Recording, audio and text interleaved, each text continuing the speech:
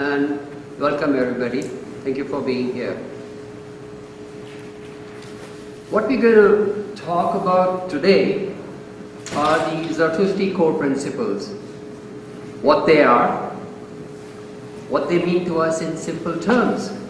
For example, what are we talking about when we refer to Vohu Manah or Asha?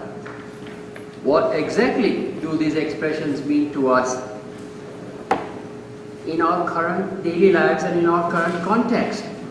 And lastly, how do we apply these principles in our daily lives here on this continent for us and for our children?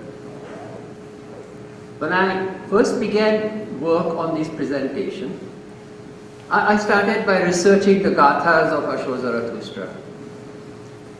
Now, various scholars have their own interpretations of the terms, expressions, and phrases used in our sacred verses.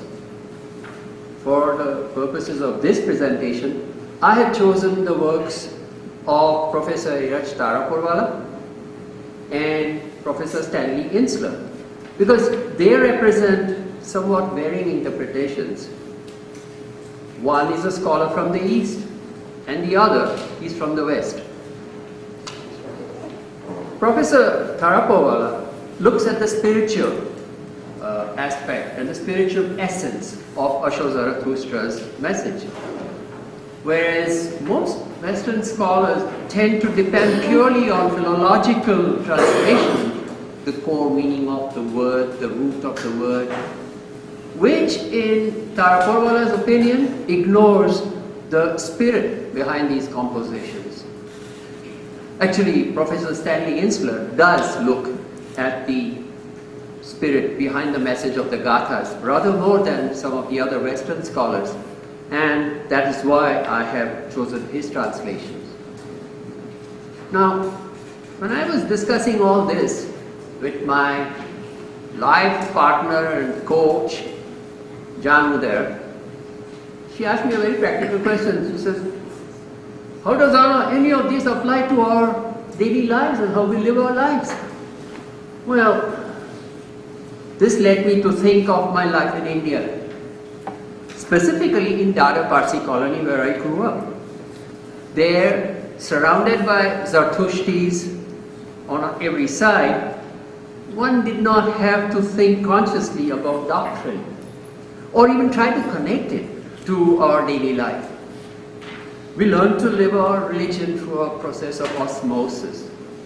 We observe and absorb the day-to-day behavior of our parents, our relatives, our neighbors.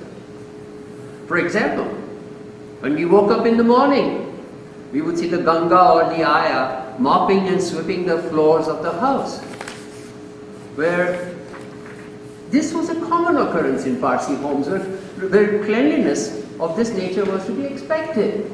It was part of the daily routine. It was a basic principle of our religion. The sight of our mother and aunts covering their heads with mathu banus as a mark of respect for spirituality, it was taken for granted and as a matter of fact by ourselves. It was only in later years when they stopped wearing the mathu banu that we felt something had changed. And it's okay. Change is okay. You evolve. You evolve through the life you live, with the society in which you live. And principles will not change. Habits change. Rituals change. But principles remain the same. Well, actually even today, one can see some of the senior mobeds right here in North America. They continue to cover their heads at home, even when they are not performing any rituals. We performed Kasti Padya without being ordered. We went to a Catholic school where we, Zarathushti kids, covered our heads with our hands and recited the Yatha Viryo Nashemo prayers in class while the Christians were doing their mass. When we returned home in the evening, we would have a bath And at sunset, our mother would do the loban, which filled the house with lovely fragrance. Before going to meet our friends in the evening, we would drop in on the adhere, say a few select prayers, and be on our way. Without being ordered to do so, it was just habit. Our friends did that, we did that. And we didn't even realize this. So we were living our religion without realizing it.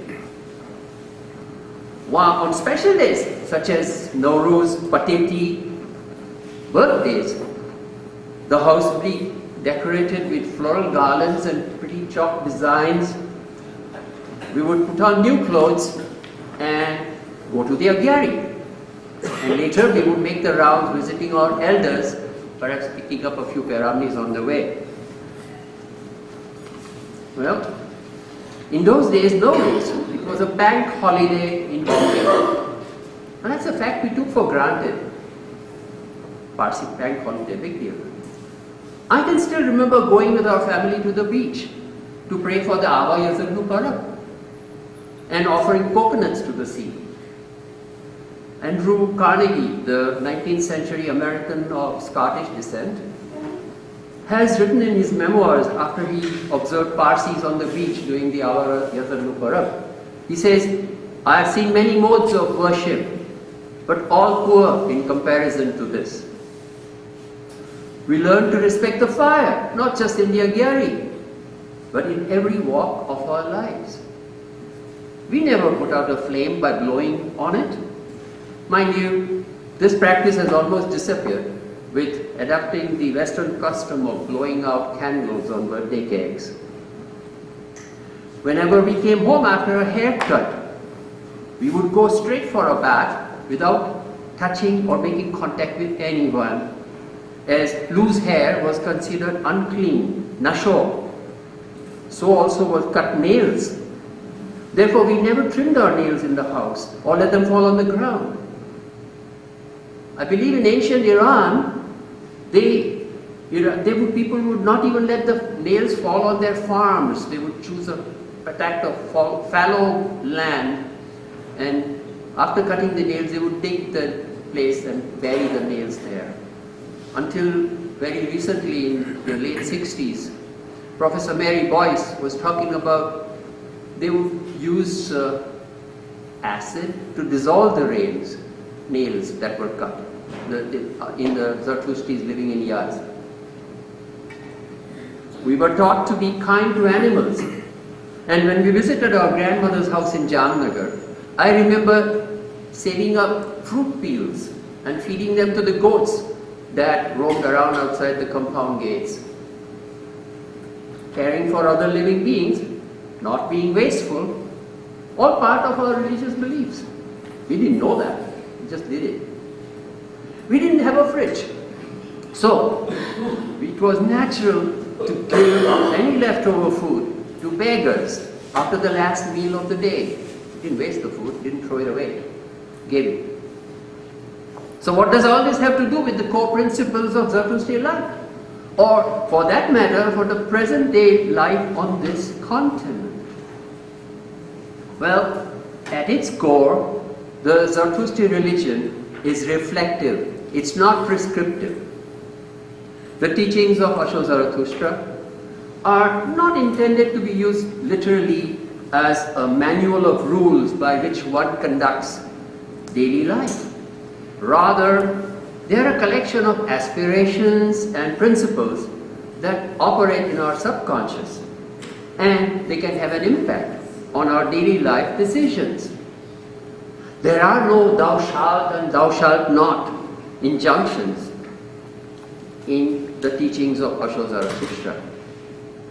In his Gatha, the prophet teaches us to use our good mind in order to make good choices in life. This is one of the basic ideas, a thread that runs through all our religious precepts. So simple and yet so profound. A large part of our doctrinal aspects of Zarathushti life is very aptly summed up by Professor Taraporwala in his book, The Divine Songs of Zarathushtra. where he discusses the Ahuna Vairya or the Yatha Ahu Vairya prayer. He says, this sacred verse clearly indicates the three paths to God: the path of knowledge, the path of love, and the path of service. In order to understand this statement, let's look at the meaning of the prayer as given by Professor Taraporvala. He says, just as the temporal Lord is all-powerful, so also is the spiritual leader by virtue of his store of asha, truth. The gift of Vohu Manah is bestowed upon him who performs the works of Ahura Mazda, and the kshatra or the power of Ahura Mazda descends upon him who helps the poor and the needy. So what does all this mean in plain English? In simple language, what this means is that a spiritual teacher who follows the path of asha or the divine order of truth in our universe is just as powerful as a king or a ruler. This signifies the path of knowledge. Ahura Mazda showers the rewards of good thinking or peace of mind upon those who serve him with their good deeds. And he empowers with his kshatra or creative energy people who help their needy fellow men. These are the paths of love and service. According to Taraporvala, we need to follow all these three paths in order to attain Aurvatat or perfection. Well, here again, what a simple yet deep message that has endured for all these millennia. We recite the Yatha Ahu Vairya prayer several times a day, and in a subconscious manner, we remind ourselves to be helpful to the needy. Be helpful to the needy. Now there is a phrase that we all use, but it was demonstrated to me by a friend of ours, an Irani lady, who during the infamous revolution in Iran had been imprisoned. She was pregnant at that time. And her family used to bring care packages, somehow managed to get them to her. Sometimes there would be cream and certain food items, because she was pregnant. She needed these things for sustaining her strength. At that time, she noticed that there was a young mother with her baby that was in prison too. But the baby was crying as the baby was not feeling well or feeling healthy, feeling nourished. She decided, this woman needs this stuff more than I do. She has a baby, I'm still pregnant. So she chose to give away whatever she was getting from her family to this other young stranger to help her. This was helping the needy at its most powerful way. Not when you feel like giving something, but when that person really needs it. And that's the essence of the Yatha Ahu Vairya prayer, and she demonstrated that. The essence of this message has been absorbed by Zarathushtis for generations through the good example set by our elders. Our forefathers have demonstrated this in practical terms by building hospitals, schools to foster knowledge, by inculcating the value of truth and righteousness in their offsprings until it becomes second nature, and by establishing charitable organizations to help the poor and the needy. In Toronto, our religion class students have a very nice project called LPP, Live the Prayer Project. Every year during Avayazanu Parab, we come to the Darbe, we go down to the creek. There is a little creek that runs by there, and they are given the meaning of Avayazanu Parab, they say a little prayer, and then they come back up into the Darbe. There, they sell goodies, food stuff, cookies, stuff that they have cooked at home with their parents. They set up stalls and they sell it. And the proceeds of that sale are divided equally between the needy children of Toronto, and India. This again is Yatha in action. Speaking of truth, as we were doing a little while back, the importance given to truth by ancient Zarathushtis can be seen through Herodotus, the famous Greek historian. Herodotus records that amongst the Persians of the 5th century BC, it was usual for boys of the noble or warrior families to begin their training at the age of 5 by learning to ride, to draw the bow, and to speak the truth. Very important. Actually, speaking of truth, in one of his discussions, Professor Stanley Insler describes the names of some granary workers found on tablets which were discovered in archaeological finds. Many of these men were named after truth. For example, Artakama, lover of truth; Artapana, protector of truth; Artamana, truth-minded, and so on. This indicated the importance of truth to the parents in those days, who actually named their children after truth. Today, we'll probably name our kids after Justin Bieber. Let's move on to the main doctrine. The 6 Amesha Spentas or Amesha Spentas, major attributes of Ahura Mazda, embody the primal principles of the Zarathushti religion, and as such can function as a guiding backdrop throughout our daily lives.